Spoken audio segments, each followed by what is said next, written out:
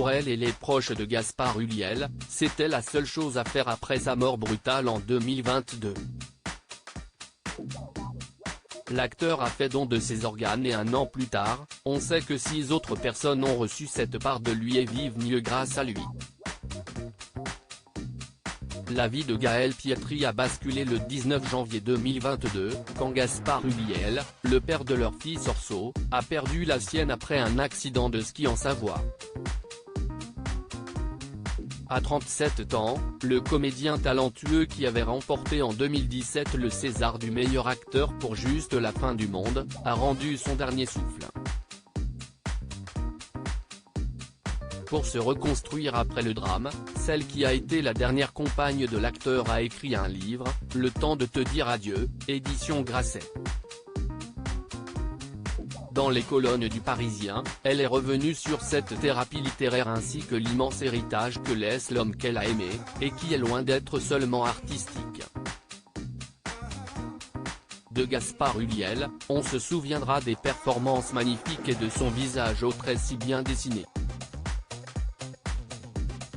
Mais pas seulement. En perdant la vie de façon accidentelle à un si jeune âge, Gaspard Ulliel était devenu un donneur potentiel. Ce que ses proches ont accepté de faire. Dans son livre, Gaël Pietri raconte ainsi que faire don de ses organes était la seule chose à faire, ce qu'elle développe dans Le Parisien, c'était une évidence pour ses parents et moi. Le dernier message que je lui ai envoyé concernait un ami dont le fils de 4 ans atteint d'une leucémie avait besoin d'un don de plaquettes. Grâce à Gaspard, 6 personnes vivent, car les greffes ont marché. CIST concret et CIST magnifique. En interview pour le magazine Elle au mois d'avril dernier, Gaël Pietri révélait déjà, 6 personnes aujourd'hui sont en vie ou vivent mieux grâce à Gaspard, CIST fou non, CIST beau.